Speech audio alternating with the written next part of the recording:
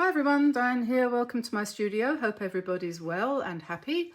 And today I'm going to be trying out this new set from Lightwish, which contains, very flashy, isn't it? All lots of gold on it, which contains 48 vibrant colours. And I'm also going to be announcing the winners of last week's giveaway of the 52 colour set of mailing watercolours. Now this isn't going to be a giveaway video, this one, and I'll explain why that is in a minute. Anyway, so that's going to sit there for the sec, and that is going to sit there for a sec. And here I've got, the other thing I'm going to do is I'm going to do a painting, and I'm going to use the Lightwish 48 set for the painting. And what I'm going to do, I'm going to do something a little bit different, which is something different that I don't normally do, which is I'm going to not do something. And what I'm not going to do is I'm not going to mix the colours. I'm going to use this set with the exception of these colours, which I swatched out. I swatched it all out. And if you stay to the end of the video, at the end, we're going to show you the complete unwrapping and swatching out of all of these colours into this swatch book. This swatch book is a swatch book What Is New from Lightwish, who are part of Paul Rubens, who are also connected with Mei Ling and Chao Yung and all the rest of it. Anyway, so they sent me a couple of these, and I have used the first one to demonstrate the colours of the Lightwish 48 set. And you can buy them. That's what I was going to say. You can buy them. You can go to Amazon and you can now purchase this. And I think they're rather good because they're in a ring-bound format, and you can undo the rings just by doing this. And then you can take the pages out and you can put them back in a different order, or you can take out a page that you've messed up and throw it away, or whatever you want to do. So it's very handy. You can reorganize everything in there. It's not fixed in stone. And there's plenty of space to try out your colors. And what I've done here is I've put the labels of the little wrappers that the paints come in on there. So when I go to open this box here, you will see that I've already done that. But you can watch me doing it if you like. If you find that relaxing, and a lot of people do, then you can watch me doing that at the end of this video. So anyway, before I take a quick look in here, and before we get started with the painting, I just want to explain about the giveaway. It's amazing that it's taken this long for the spammers and scammers to find us, but they have finally arrived. And yesterday we were attacked by persons unknown, telling us and they had told people that they had won, and they was carrying out some kind of complicated deception. And so we've got rid of that person, whoever they were. And but the thing is, we can't carry on doing it like this, because obviously it's upsetting to people when they're told that they've won something, and then they get all excited and they don't understand that it didn't come from me. And really, you should be able to tell, because my photo and my name is Diane Antone Studio on my handle, and it has a little tick beside it to show that I've been verified and everything. If somebody comes along and they have my photo, they can easily do that. That's not a problem. They can steal my photo, but they can't steal my handle. And they'll call themselves something with lots of apostrophes and hyphens and God knows what else in it. And really, it should be obvious. You should know the way I speak, the sorts of things I say, and mostly I will never ask you to give me 150 euros to pay the postage to send you your prize. And that's what has been happening. So just please, everybody, remember that. It's not me. I'm not asking for money. So anyway, what we're going to do, we're not going to stop doing the giveaways, but we are going to move them. We're going to move them from here to Patreon. And we're going to make it so that for your safety, in order to participate in the competition, the giveaway, you just have to be a member from the lowest membership level upwards. I think it's $3.99 for the lowest per month. And for that, you get all the relevant perks that we offer on Patreon and the possibility of entering the competition. And we just have to do that, because otherwise, goodness only knows what will happen next time we're hacked. We don't want to lose the channel. So we're moving just that part. We're not moving anything else. We're not changing the videos that we put up here. Everything is going to stay exactly the same. No changes other than the giveaway competition is going to be on Patreon as of either later this month or maybe it'll be November now, because we're going to be very busy in October. So enough of that. This is the set. These scammers, they really, honestly, someone said, I wish their pants would be set on fire. And yeah, so do I. So let's have a look inside here. All of these come in a nice box, sturdy. So chances are they won't be dented when they arrive if you order them by post, which of course you would. I don't know whether these are available in the actual physical shops these days. I don't know whether Lightwish sell from any stores. Maybe you can tell me. There's a piece of microfiber cloth here, which I think would make a good brush drying cloth if you haven't got one. So there's that, pretty pink. And inside here we have the paints. And one of the things I really like about this set particularly is the palette, the tin itself, because, and I think this is a really good idea. You can take the paints out, you see, and then you've got all of this space for colour mixing. And although a lot of people don't like colour mixing, if you do, then this is where you can do it. Or even if you don't mix, when you're painting from pans like this, you should pick up a little bit of paint and put it on a palette and mix it with a little bit of water before you go into your painting. You should never, I mean, if there's one rule in watercolour, if there is one rule that you have to abide by, really, or you should anyway, if you want to do anything halfway decent, is that you never paint straight from the pan. You never take your brush. I'd never thought about saying this before, but I probably should have been saying it for the last 4 years. But anyway, I'm saying it now. You make your brush wet, you pick up a little bit of paint, and you don't go straight onto your paper. You take your brush, you pick up a little bit of paint, and you go onto your palette, and you adjust the intensity of the colour. I don't know quite why I had never said that before. Have I ever said that before? Maybe I have. I don't remember. Anyway, my memory is going. So that's what you do. You adjust it on there, and then you go into your painting. All right? So this is a wonderful large palette there that you can do all of that on. And we have a brush in here, which is a quill brush. I think it's got a plastic handle, so it's not very fancy, but it looks nice and it's got a nice sharp point. So maybe we'll try using that today to paint with. Now, what we're going to do today, I'm going to do a painting. Oh, by the way, I will be announcing the name of the winner of this set, the mailing, at the end of this, after I've done the painting. So, we'll probably put it in the description below, unless that's dangerous. I don't know. Probably not dangerous, I mean. So what was I going to say? Oh, yes, I'm going to do a painting.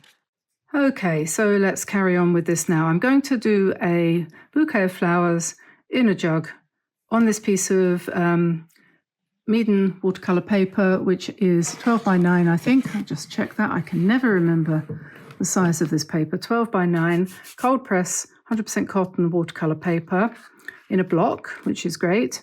And I'm just going to do flowers. This is my test sheet. I've just been trying it out. I'm going to do a bunch of flowers in the middle like that, in a vase underneath. You know, it's a kind of classic, isn't it? And what I'm going to do, I've come to my paints here and I've got all these lovely colours, and I was thinking to myself, and I've got them all swatched out here, and I was thinking to myself, aren't they nice? Because if you don't like mixing colours, you've got all these ready mixed pinks and reds here, and all these slightly subtle different oranges and yellows there, and then you've got all these greens and blues, and if you use these colours straight from the pan, so to speak, you should be able to come up with a nice, bright and cheerful, clean coloured painting. Okay, so I thought I would try that, because usually I mix my colours myself, and I very rarely paint from the tin so to speak, because I never have this many colours in front of me. I use what they call a restricted palette, limited palette, which means that I pick out a few colours before I start, and I use those to create other colours with, as well as using them neat, so to speak. So this is going to be a little bit different for me. So that's why I've spent quite a lot of time swatching out the colours and becoming familiar with them, and realising that it's all very well to do this, and that's great because then you've got an overview of what you've got. So you know, oh, have I got a nice pink? Yes, I do. I've got this one here, which they call rose red. Honestly, the names are nothing to do with the paints. Absolutely nothing to do with the paints. So ignore the names. I would say this was more like a quinacridone rose or something, but rose red, I don't know, whatever. So not terribly helpful to look at the names in this case. But what you can do is you can do yourself a little swatch card like this. This is a piece of watercolour paper cut to fit, same size as the tin. And I've just gone along the top row, second row, third row, fourth row, like that. So when that, I'm going to get rid of this because it is redundant. When that is sitting there like that, that tells me exactly which one's which, because as you can see, if you think these are the greens, well, I can't tell by looking at that what the colour is, but I look at this instead. So for the green leaves on this painting, I will opt for this one and this one. These two slightly different colours, which is this green and this green, I think, or, oh no, that one is that one. This one is this one. And this one is this one. So we've got that one. That's quite good for something like this. It's not completely realistic. That's kind of olive green. I'm not sure whether I want that. That's a bit kind of grungy. And this one, oh, no, not that one. That one, number 4. Yeah, that's kind of darker. So these two, I think, probably will be what I'll use. Okay, so that's what I'm going to try to do. And I'll use that as a kind of guide, and I'll use this as a sort of test paper. I'll stick that there. And I'll bring my water a bit closer. And sometimes it's a good idea to do a little bit of a sketch. Because I want to put this in a vase or something down the bottom here, I'll just kind of outline roughly the vase, just something along those lines. Don't forget to give your top and bottom a slight curve, so it's got some vague indication of perspective. And then, you know, our top flower is going to come up here,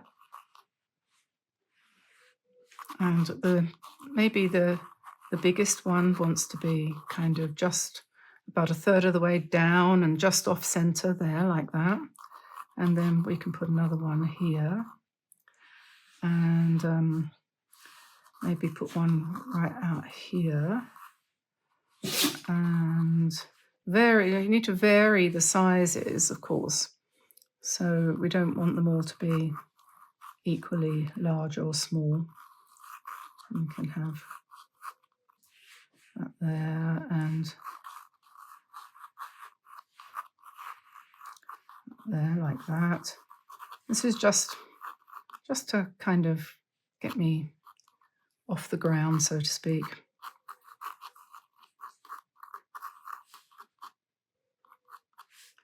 You might want to have a branch coming out and having a flower down here.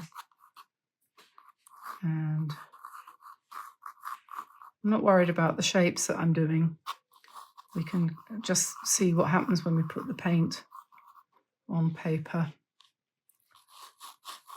Try and make some of them sort of sideways on, perhaps, and some of them front ways on, just indicate where their centers are a little bit. Not that I'm necessarily going to paint those centers like that. Okay, and then we'll just put the ground beneath the pot.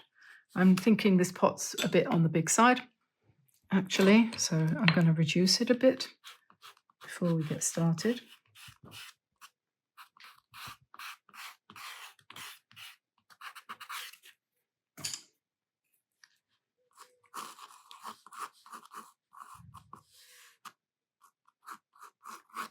put some leaves down here. If I sketch them in first, that'll kind of help. So, yeah, just make that a tiny bit smaller. It's the wonder of pencil. This is a kneaded rubber, kneaded eraser. And the good thing about this is that you can just press down and lift off. You can try not to do that. Lift off the graphite without disturbing the texture of the paper. Okay, I'm going to use a size 12 Princeton brush. Has a nice point to it, even though it's probably coming on for, and I think actually this might be 2 years old this Christmas. My Tamsin bought them for me, these Princetons, for Christmas, and I think it was the year before last. So that's actually quite interesting to know, because they are still pretty good. The points are pretty good. So 2 years of hard work. They've been used a lot. And I think the other one's in here, isn't it? In my drawer. Well, I had the Neptunes as well. The Neptunes are much softer, I think, and I'm not sure that they come to quite such a good point. I prefer the longer hairs on the Aqua Elite myself, but this is just a matter of taste. Right, so let's see, what shall we start with? Let's start with the one in the middle, probably, and we can choose our colours from our swatch that we just did. So let's start with an orange one, shall we?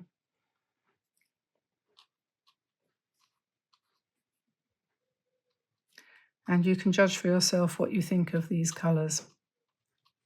And like I said, I'm not going to do any mixing, but apart from what happens on the paper. So if I put some brighter orange in the middle and let that run, then that's fine, isn't it? Not mixing it. Okay, so let's wash out my brush, and maybe we'll go for some pink like this.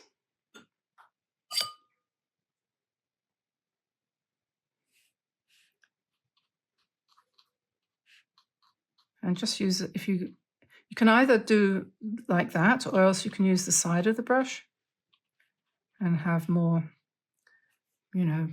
chunky petals.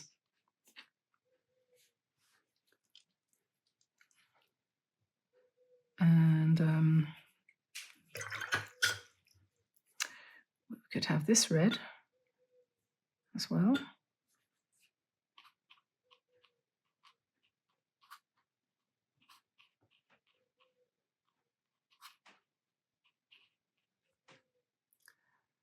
And if we just dilute that down, we can have a pink. Yeah. And if we dilute this one, also, we get a lighter pink. Let me put that up here.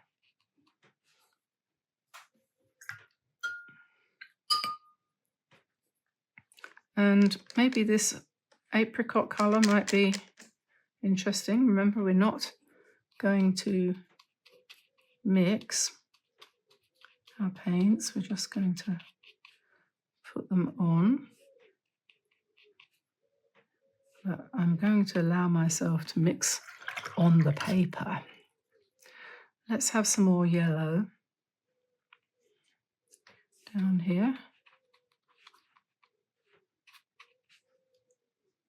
And maybe up here.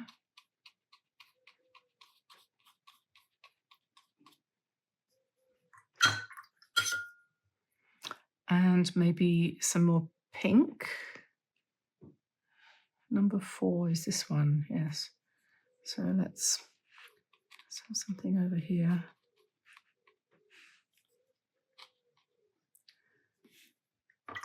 And I'm trying to remember to not make them all the same size.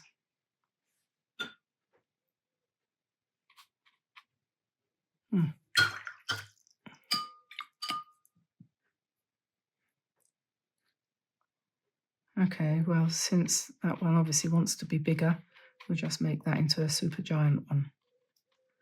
Okay. And then it's quite hard to keep the colours light.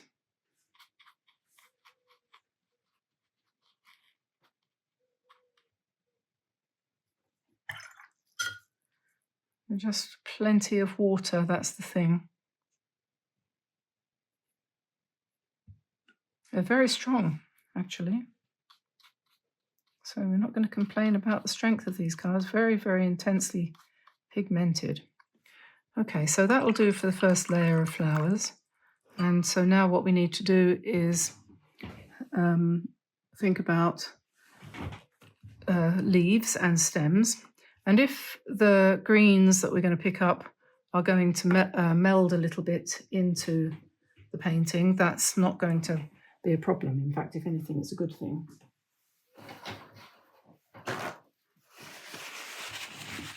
So I'm going to just clean my palette, because as I said, we're not mixing, so we don't want the colour to kind of bleed in. And let us pick up some of I said, didn't I quite liked that one, number 2 here. So we'll start with that, shall we? And we'll just go behind our flowers and between our flowers.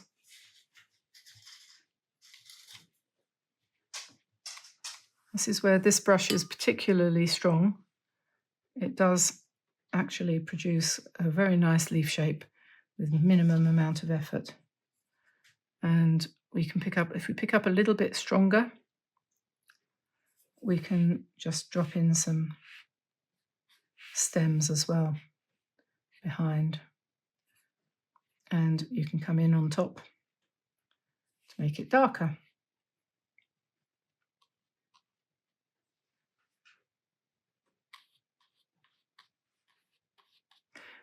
And I did say also I quite liked number 4, that's this one here, which is slightly duller.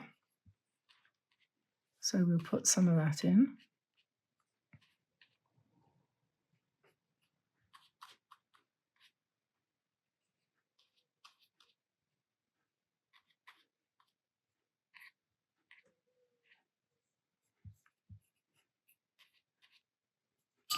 Go back to number 2 and just extend these out a little bit.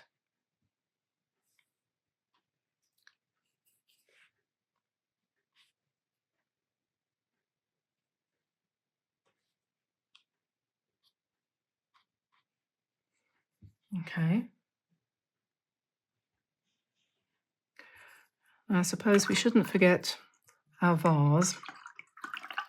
We probably want to do something with that. So I don't know, what do you think about turquoise?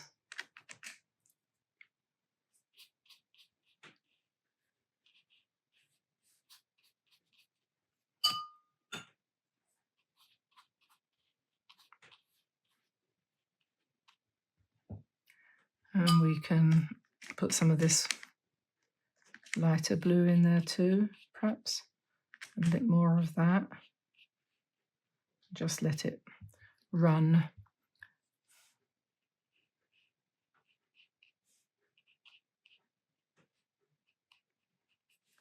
Just make that go up a bit because we did want the flowers to come down over the side of the vase.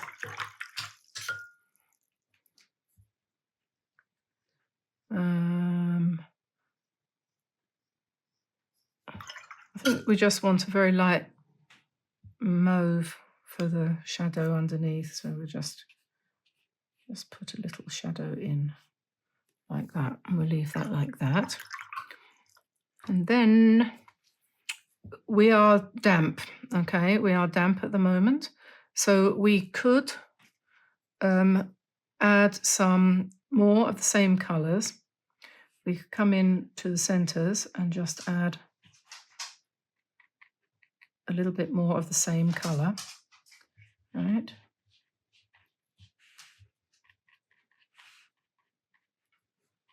And let that run. We can do that. Or we can wait until it's dry and come in and do more detailed, not exactly detailed, but, you know. So I'm looking for the yellow that I used up the top there. I think it's this one. And then we can put some orange in the center of that one. And down here as well. That will go nicely over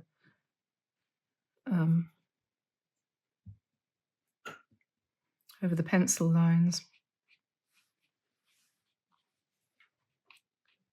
So we just drop in a little bit more colour.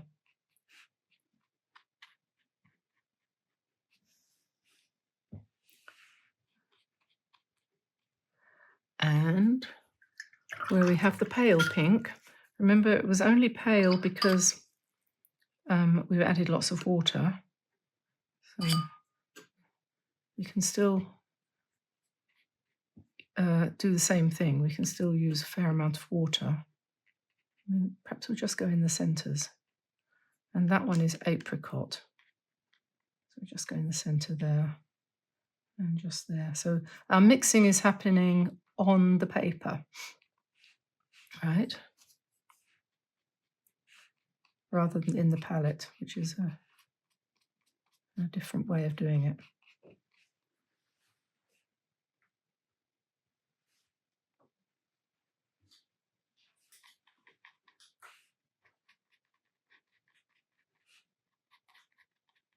And we are going to have to let it dry in a minute.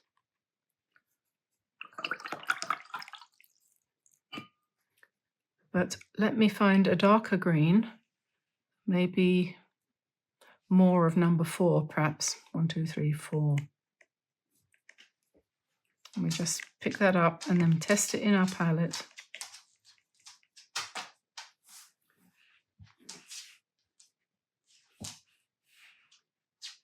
And for the purposes of the design of this painting, you should have one side darker, one side lighter. So if we put more leaves in and we put them over this side and make them darker, that will give the right impression. I just need to turn the paper around.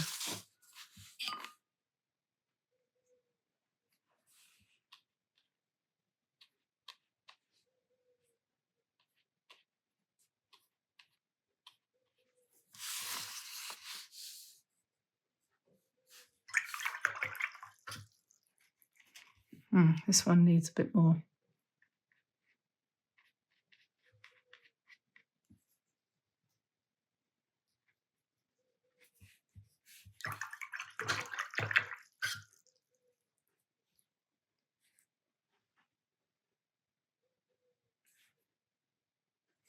Okay, so I think we need to let that dry and then we'll just put a little bit more line work in there once it's dry.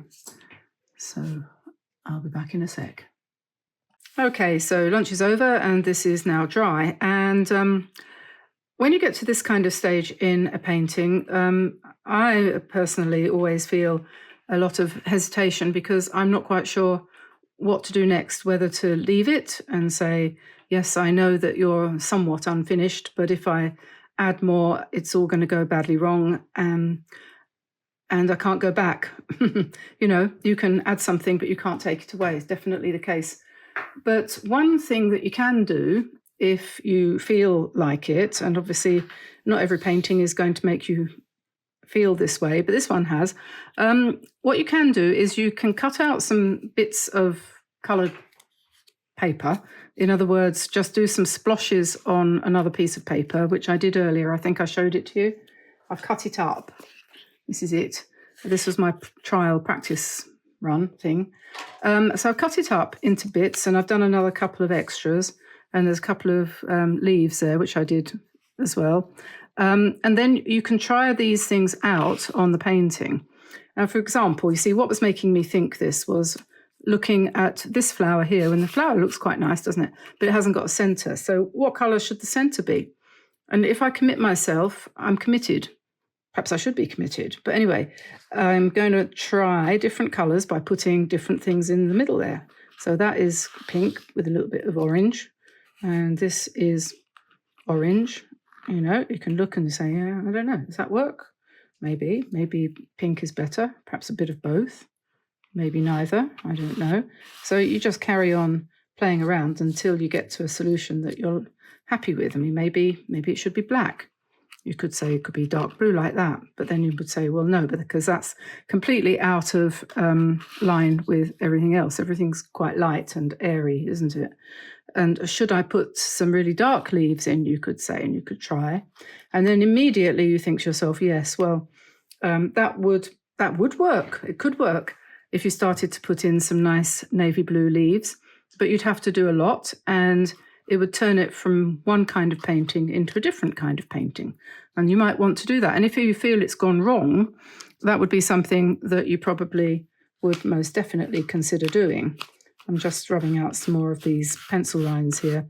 This kneaded eraser is actually really rather good. It gets underneath the paint, it seems to me, better than the ordinary kind of eraser, which probably wouldn't take out these pencil lines, but this one seems to be working better.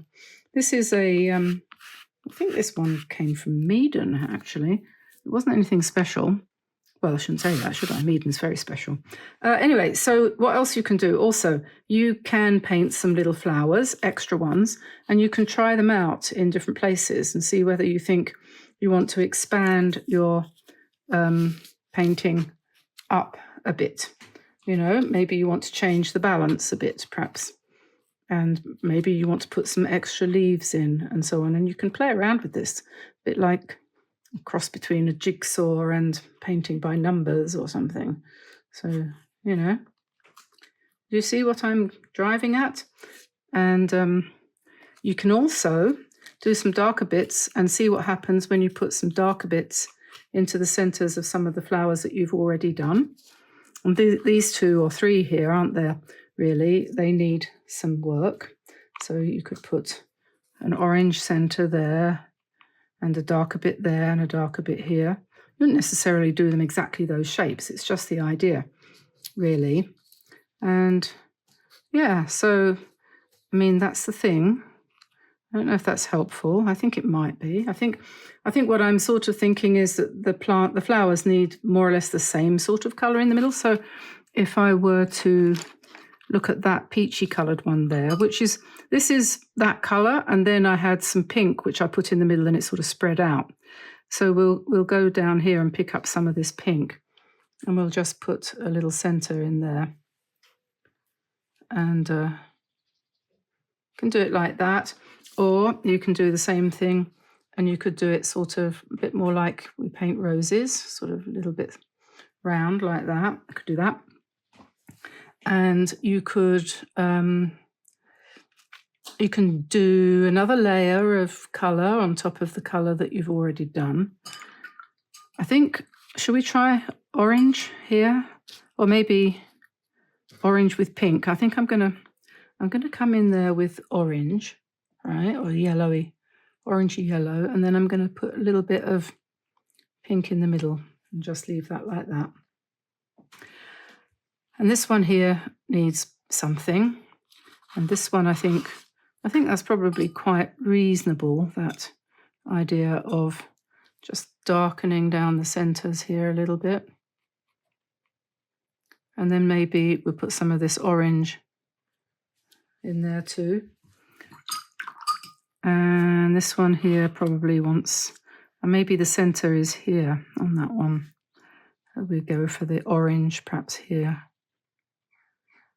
And then I'll pick up some of the pink. I'm not mixing it. I'm not. There we are. So that can have a little bit more. And then we put something like that. Yeah, okay. This I think is a really, yeah, I mean, that's not bad, is it? So perhaps we should put another yellow flower up there. That was the orange, wasn't it?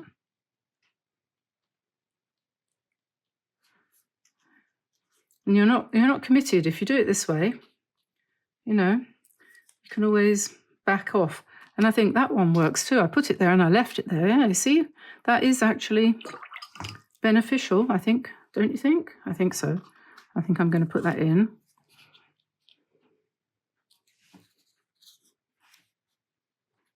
Where did I have it? I had it. Was it there or was it there? It was there, I think. Like that. Because this is where people tend to come unstuck. I know I do. You know, you just don't know quite how to compose your bouquet. So that's that colour.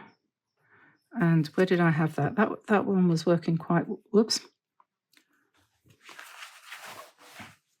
Need a piece of paper quickly.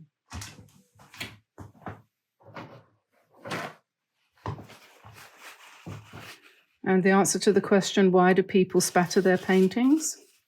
Answers on a postcard.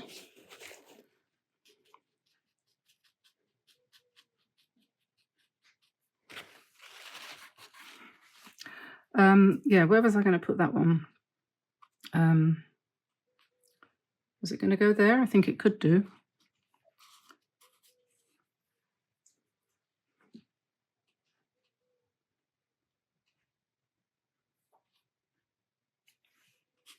And that was that one, I think.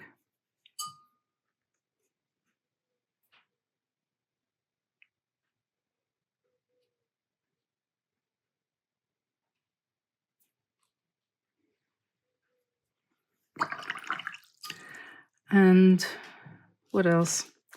What else have we got? I don't think I want to do too much because I think I'll spoil the freshness of it. So I think we're probably going to stop any minute now. Maybe I'll put a little bit more of this blue in here.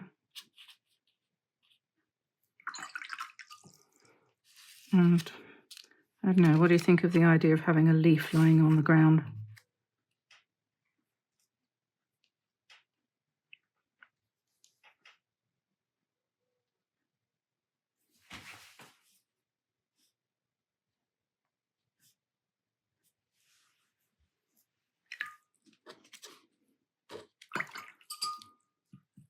I think this one probably would benefit. Go for the pink.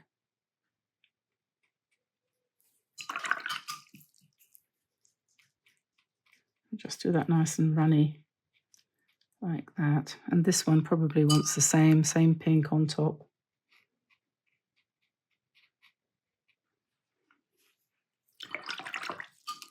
And then I think that leaf could probably stand to be a little bit darker.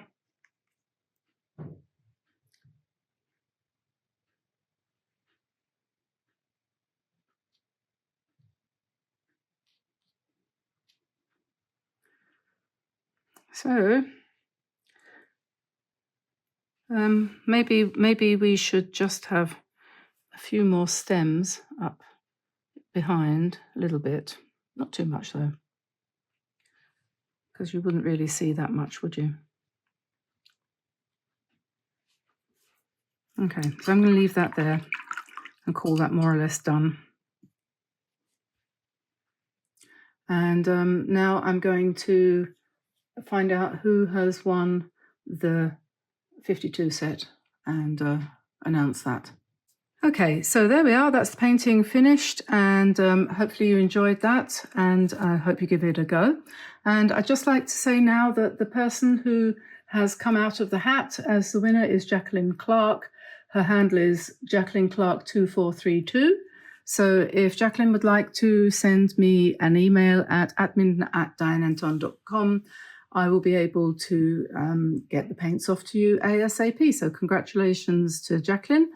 And I am going to leave you now with a relaxing session of swatching with some music and a little bit of narration from me as I go through the swatching out of these paints. So I hope you enjoy that. And have a lovely time, everybody, for the rest of today, and I'll see you again soon.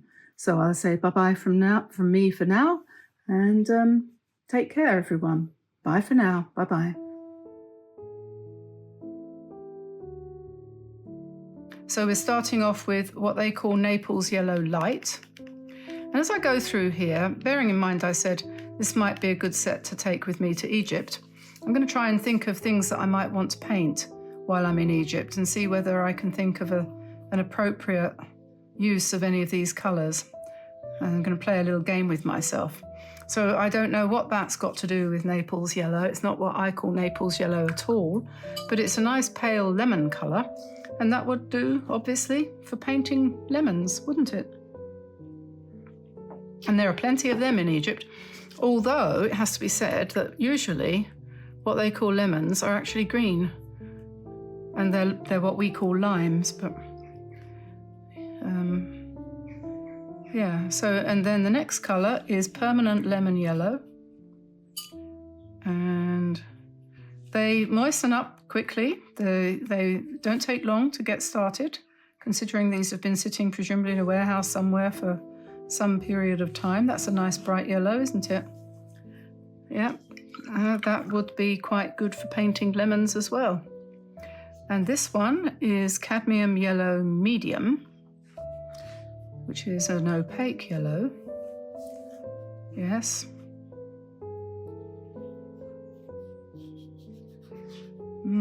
That's good. Nice coverage. I'm getting a sort of Kuretake feel here, a Gansai Tambi colour kind of feel. And this one is Permanent Yellow Medium. Not very different from the cadmium, is it? 1, 2, 3, 4. No, hang on a minute. Uh-oh, don't tell me I've made a mistake. 1, 2, 3, 4. No, I haven't made a mistake. No.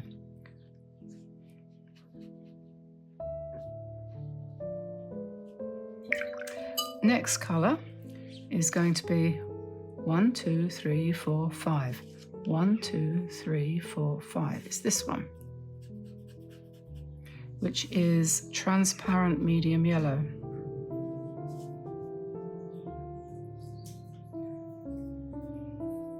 There's not a great deal of difference between these, really.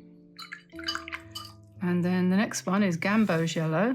1, 2, 3, 4, 5. 1, 2, 3, 4, 5. Number 6, that's this one.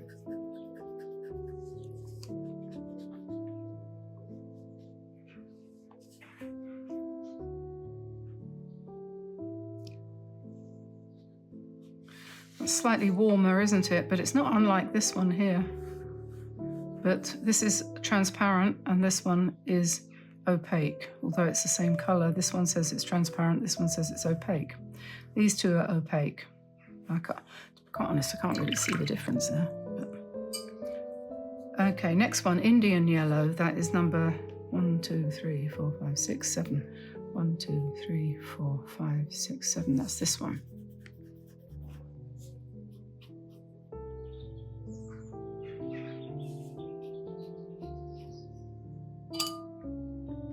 Another orange. Well, that would be a good colour for painting oranges with. Can't argue with that. Cadmium Orange Yellow.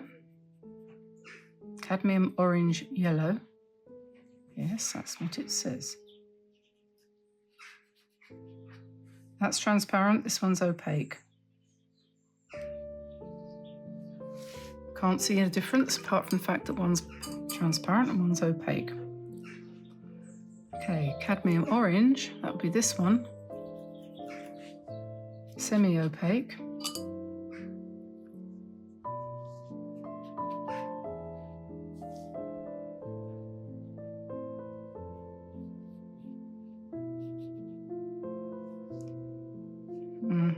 Okay.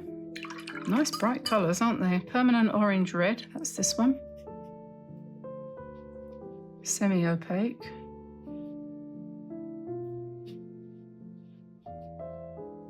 Most of these colours are single pigment,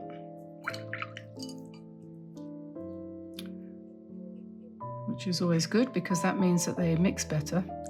This one is Scarlet.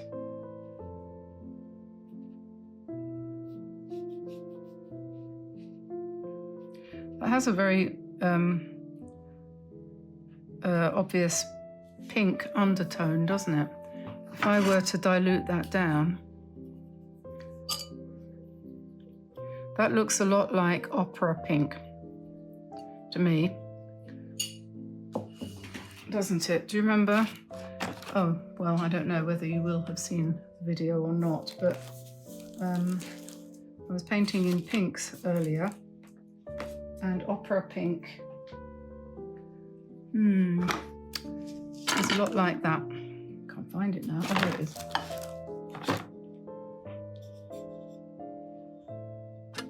think it's that one.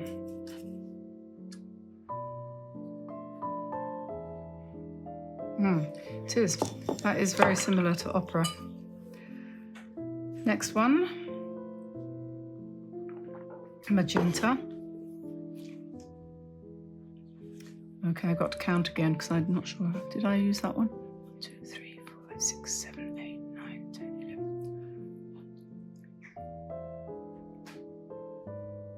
11. Yeah, so we're down here. Magenta.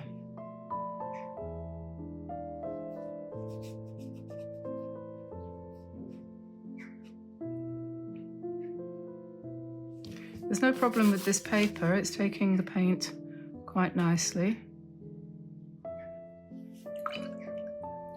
And then we have Chinese red.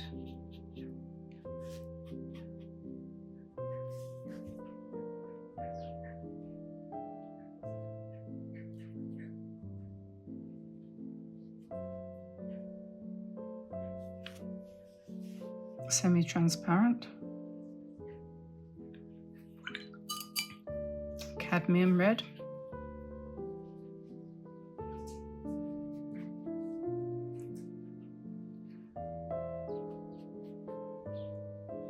This one says it's transparent, and I always think of cadmium colours as tending to be not transparent, but I presume it's not really a cadmium.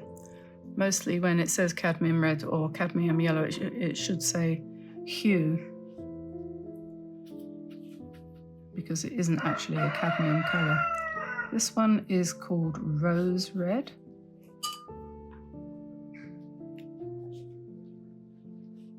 That looks like a good pink too. Not unlike the other one. That is pigment PY19. And where's the other red one that I was saying? Yes. Well, it is a different pigment. Madder Red. That's a lot like alizarin crimson, for those of you who are used to alizarin crimson.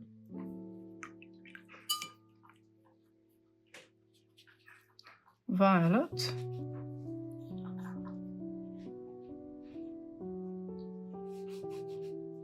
That would make a good pink too. PY19. It's the same as this one here. Rose red. There's oh no, that says PV19. And that is PV19 as well. So those two actually are the same pigment, for what that's worth. Royal Purple. That's a 2-pigment colour.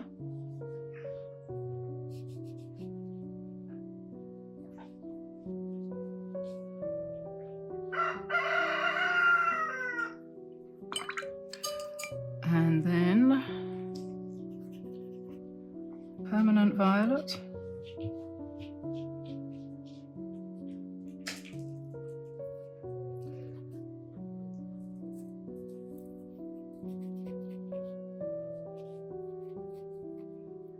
They're very strong colours, has to be said.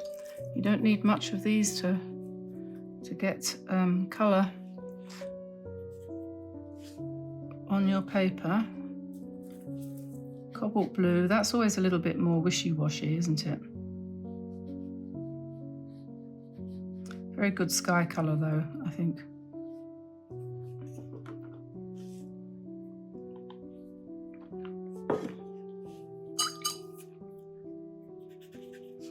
And then we have indigo.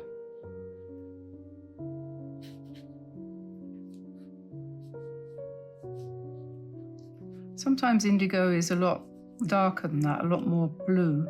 There's a certain amount of green in that particular indigo. And this one, French ultramarine.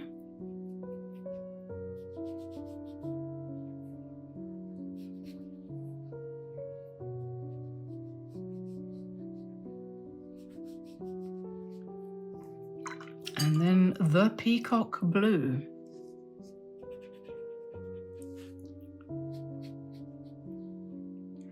Which is a bit like, you could say that's like phthalo turquoise, I should say. And then we're down to sea blue here.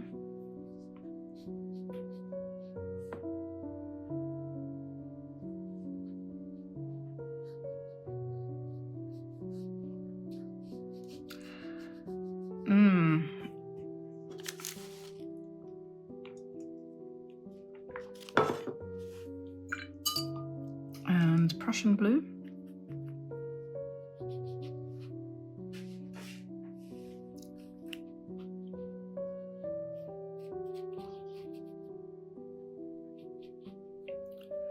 Very good for mixing greens.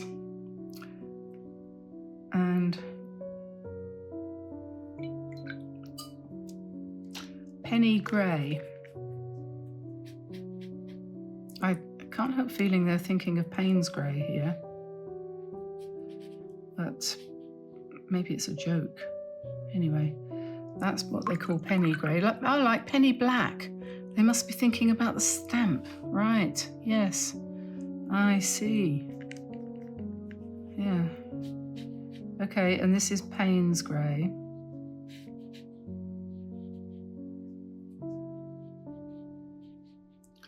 Often a good substitute for black. Then turquoise light.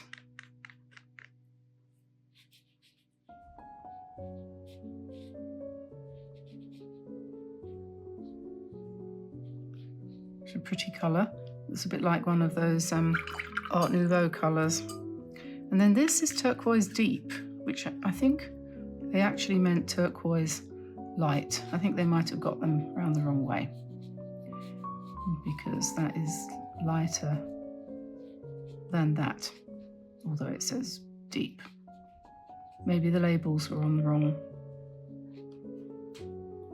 It's a pretty colour though. That would be nice in some skies, just as it is. Then haddock green, oh no, malachite green. Malachite green. That's like an emerald colour.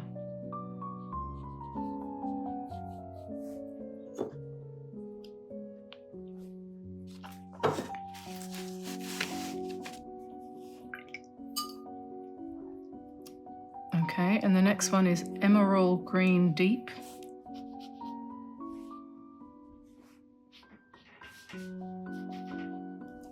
So you can see that that is similar to that one. And that was why I would say it was like emerald. Then we've got this one, which is Hooker's Green Brilliant. That looks like a very good green. Very useful for a quick leaf colour. And then we've got olive green and ditto. That's a good olive green. That's nice. And that's useful. Not only for painting olives. Then we have tree green.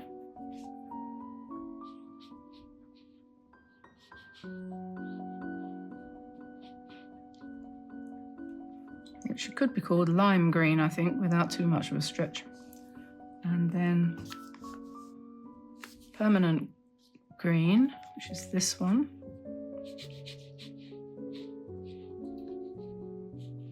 You would probably not use that one without mixing it with something else, being as it's a bit artificial looking. Beware artificial greens.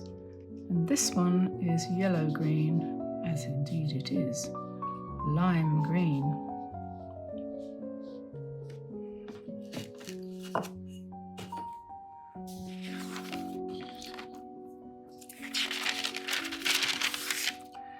And now we're up to lemon sienna. That's a colour I have never heard of. I've heard of burnt sienna and raw sienna, but lemon sienna is new to me. It's basically a pale lemon. Not a million miles away from that one there. Naples Yellow Light, very similar. And then we have one called Skin, which is, I would probably have been inclined to call that apricot.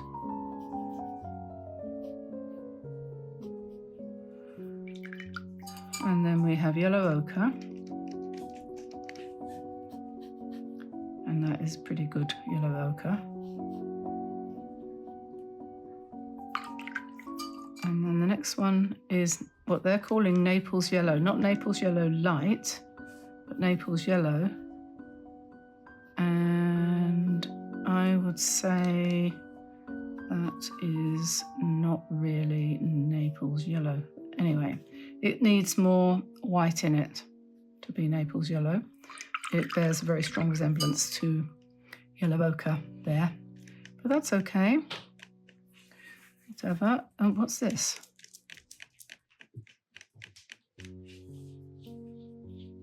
Raw umber. No, that's just wrong. That's just wrong. That's just completely wrong. Raw umber shouldn't be transparent.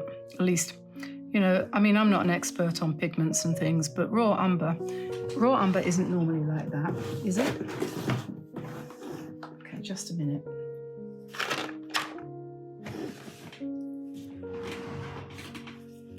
This is Dalerani Raw Umber, and I'm going to squeeze a little bit.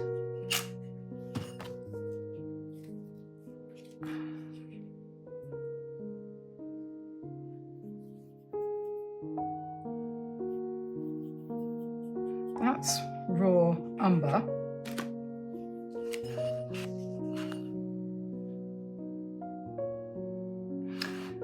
And that is not.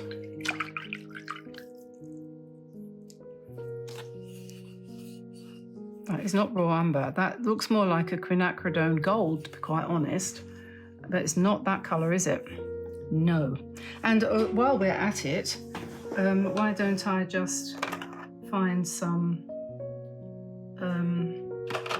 Naples Yellow as well. Just a second. And then I have it here.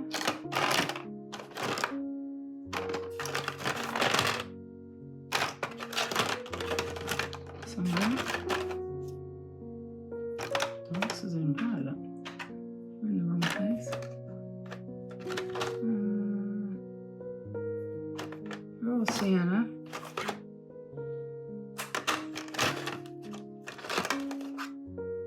Naples Yellow. Okay, this is Naples Yellow.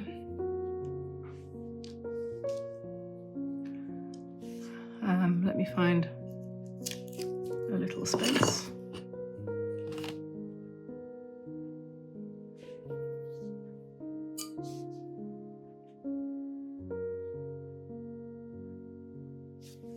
So this is what they're calling Naples Yellow.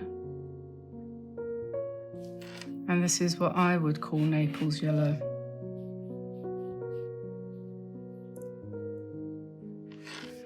You can see that it's close, but like I said, this hasn't got enough white in it to be a real Naples Yellow. And what I always traditionally used Naples Yellow for was in the sky, to be between the sky and the land. It's a traditional, typical traditional way of painting the sky. So you put the blue at the top and then you let that bleed into a little bit of Naples yellow before it hits the ground, so to speak, and that stops it from, well, it just makes it softer. It's a traditional English way of painting skies, and it works quite well, but I think that would be far too strong because it doesn't have enough white in it. And that one there is not raw umber. End of conversation, really. Which doesn't mean to say that these paints aren't good. I'm not saying that they're not good, it's just that they're not necessarily what they say they are, which is a bit like the rest of the world at the moment, isn't it? So this one's white and that one's black. So I'm going to go from the end and come back because I can't be bothered to count all that way. So that's black.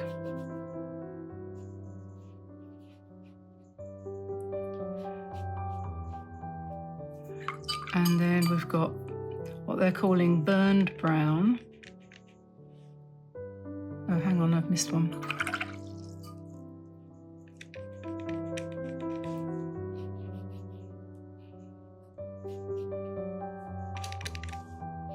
Which is like burnt umber. Then we've got burnt sienna.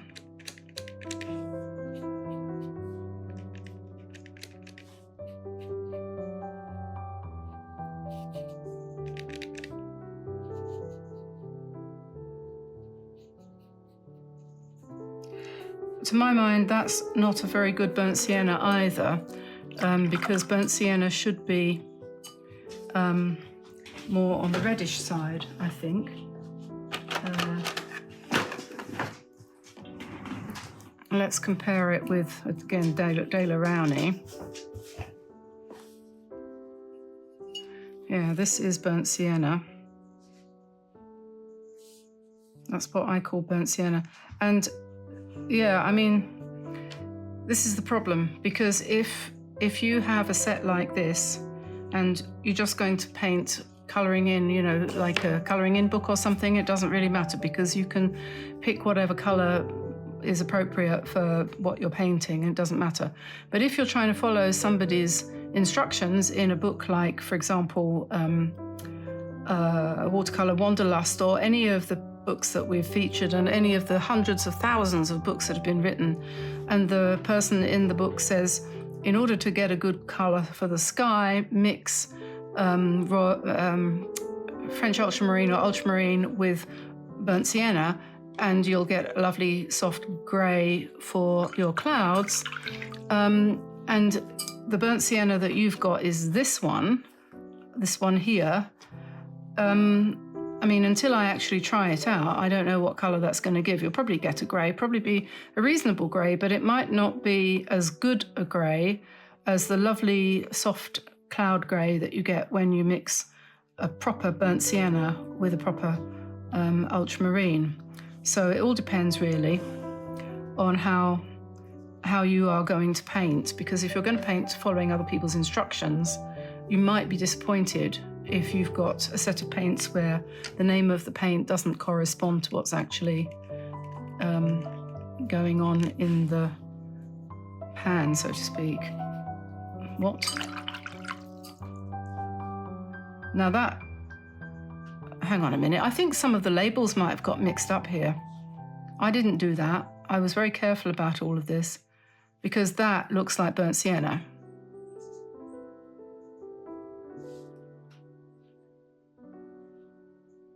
Have I jumped one? 1, 2, 3, 4.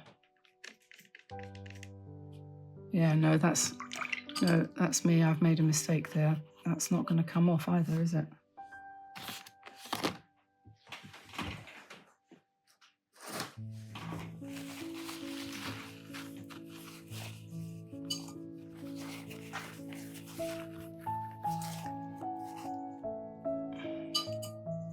Okay, so we have black, that's that one. We have burnt brown, which is that one. We have burnt sienna, yeah, so I haven't made a mistake. That's burnt, that's what they're calling burnt sienna, but I'm not. And then number 4 is this one. That's right, number 4, I jumped one. Van Dyke Brown, that's reasonable. Number 4. That is, well, it's not a very good colour though, is it? Number 4, and move up. And then this one is red ochre, yeah, which is a bit like, or quite like, burnt sienna. And then this one, umber. 1, 2, 3, 4, 5. 1, 2, 3, 4, 5. This one,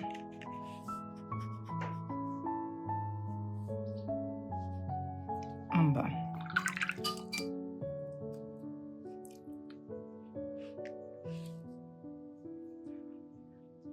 Yes. I don't know, see, that doesn't correspond name-wise either, because is that raw umber or burnt umber? I would say it was probably burnt umber, but if that's burnt umber, then it's not burnt umber, because burnt umber isn't that colour, so I don't know what that is. Okay, so definitely confusing here. Number 4 is this one, that is Van Dyke Brown. I'm just trying to make that be more like it should be. Van Dyke Brown, I have some somewhere here.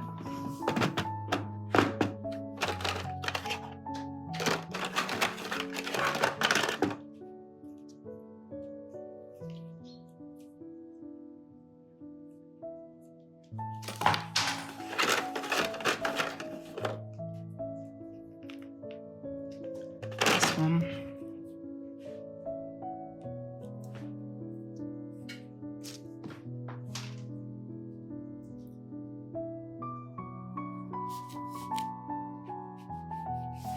Yeah, that's okay.